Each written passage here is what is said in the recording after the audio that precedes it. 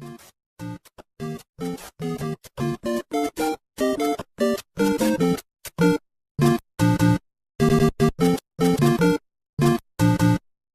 the dream.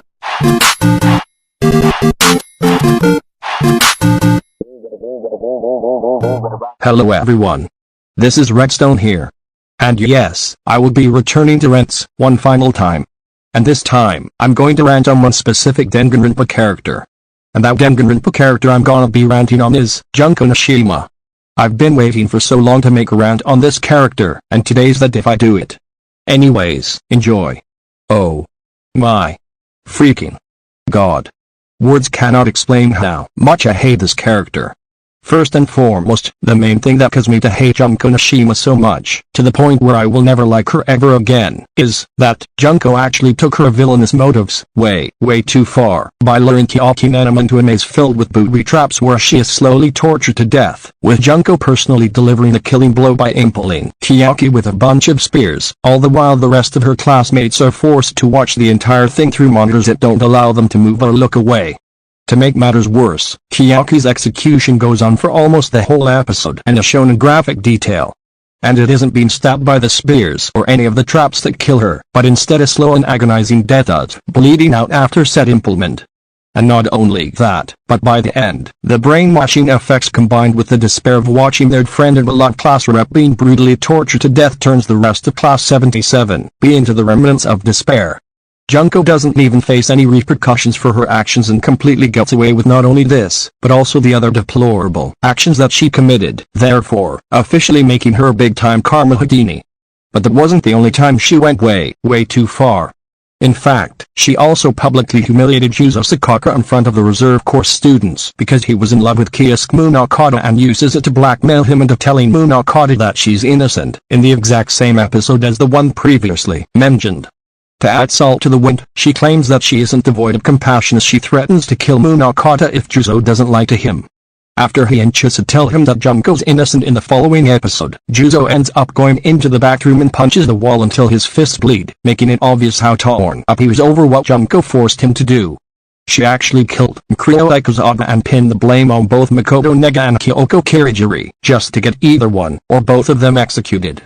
Good thing she actually failed to get both of them actually executed, unlike Tsurugi Shirogen, who killed Rentro Emily, framed it on Kadakamatsu, and then got wrongfully executed and even got away with it. In other words, Tsurugi Shirogen also sucks. But let's get back on topic. She blackmails people into doing what she wants, pretty much knows what her opponent's weak spots are and uses them to her advantage, which is rather uncanny and makes her look like a joke in general.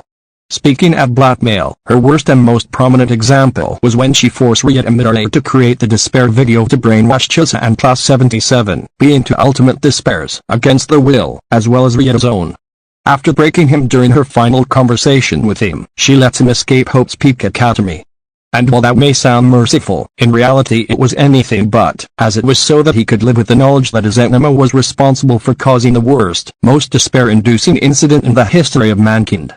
Danganronpa 3, The End of Hope's Peak High School makes it abundantly clear just how badly he was affected by being forced to take part in this, and that it ultimately led to him going along with Kazuo Tengen's evil plan of brainwashing everyone on Earth into an eternal state of hope, unaware that it would allow the remaining members of Ultimate Despair to take over the world.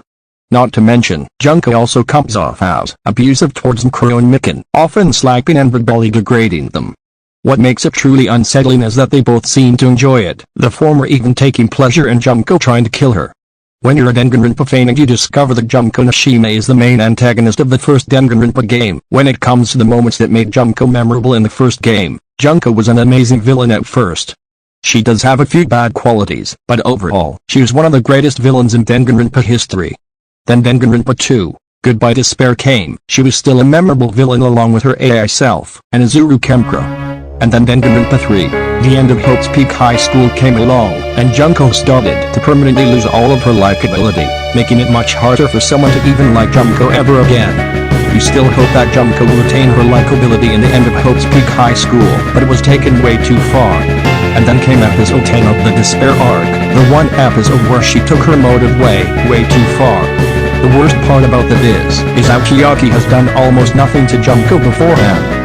Chiaki Nanami only died because Junko saw her as a final tool to finish the Despair video. That's just the malicious thing that the writers of episode 10 of the Despair arc created. Then you realize that there's nothing you can do to undo this malicious punishment of an episode. And after seeing what Junko did in this episode, you end up losing a ton of interest on Junko and realizing how much of a horrible character There are people who say that Kaname Sakura is the most mean-spirited character in any anime altogether. Well, those people are wrong. I explained who it was in this round. It's Junko Mishima. She's way too abusive, mean-spirited, cruel, malicious, satanic, and even irredeemable. She is the worst fictional character to ever exist. She's a huge disgrace to all fictional villains. She's the most despicable abomination of a Danganronpa character I have ever seen in my entire life. She's a freaking psychopath and she doesn't deserve to get away with her evil deeds. Somebody's got to take care of this. It's time for me to put an end to this madness forever.